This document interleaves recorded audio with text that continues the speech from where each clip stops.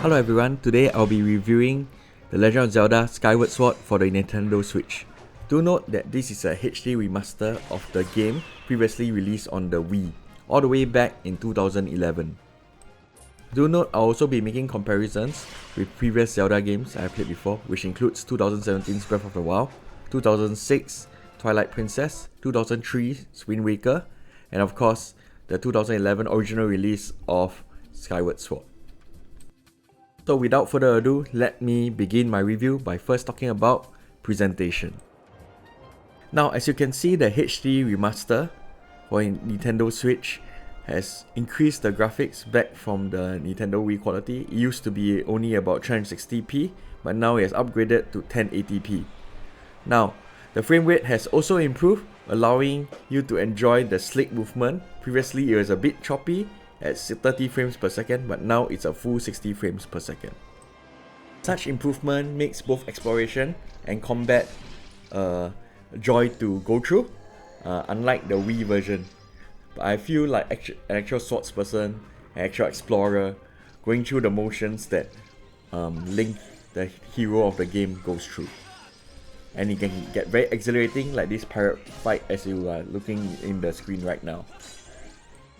This is honestly one of the best remasters I ever played in recent memory of any game. So Nintendo, good job and well done.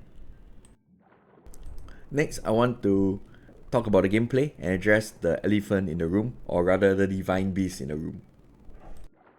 One of the big leaps forward is that Nintendo made the motion controls optional instead of mandatory like the Wii version. While the motion controls work better than the Wii, maybe due to leaps in technology, I still found myself playing the game almost exclusively using the button controls. However, even with button controls, I found sometimes the combat a bit unintuitive. As you can see a few seconds ago, instead of hitting the enemy, I accidentally shift my sword because I pressed the wrong button. This is because using the sword requires you to swing the right stick instead of pressing a button. However, after the initial stages, you start to appreciate the complexity in combat. Instead of swinging your sword aimlessly, you actually have to time your direction of your blows so that you hit accurately and defeat the monsters effectively. This is in contrast in previous Zelda games where you have to quickly mash your buttons to quickly defeat your enemies quickly. Here, accuracy is rewarded over speed, and I start to appreciate this combat more and more as I play on. I also enjoy the puzzles of this game, where you have to, instead of pressing a button to throw a bomb in this case, you have to twiddle your left stick and right stick to be accurate in your bomb throws. As with most Zelda games, solving the puzzle by your own brings me great joy and gives me a sense of achievement, so that feeling is still captured here. And there are also other gameplay sequences that are very, very enjoyable.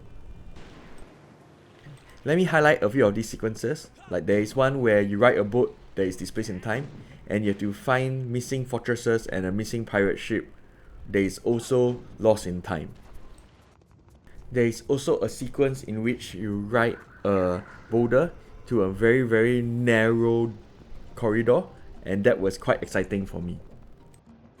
Skyward Sword, although it was released in 2011, and this series games have been going on since 1985 for the Japanese and 1986 for the international audience, it's actually an origin story that tells how the Legend of Zelda and all its mythology came to be. Here you'll learn the origin of Zelda and why she's the chosen one, together with Link, the origin of the Master Sword, and other parts of the mythology that you enjoy from the Legend of Zelda series. I won't spoil too much, but I will say that this is one of the better stories that is for the Legend of Zelda, and even includes character growth for one NPC, which I'm quite surprised about. So I'd like to announce my final score, which is 7.10 if you are playing on the original Wii version, because the motion controls made it a chore to play, and 9.10 if you are playing the remaster. If there's one major flaw that I wish the remaster get rid of, was the stealth sections, where it was very annoying. You can't defend yourself and the enemies wreck you with one hit, and sometimes some of the locations that I required to go to are very far apart. Despite this, Legend of Zelda Skyward Sword is still worth getting, and I hope that you enjoy the origin story of the Legend of Zelda as much as I did. So this is the 5-minute reviewer signing off. Thank you everyone, and have a good week ahead.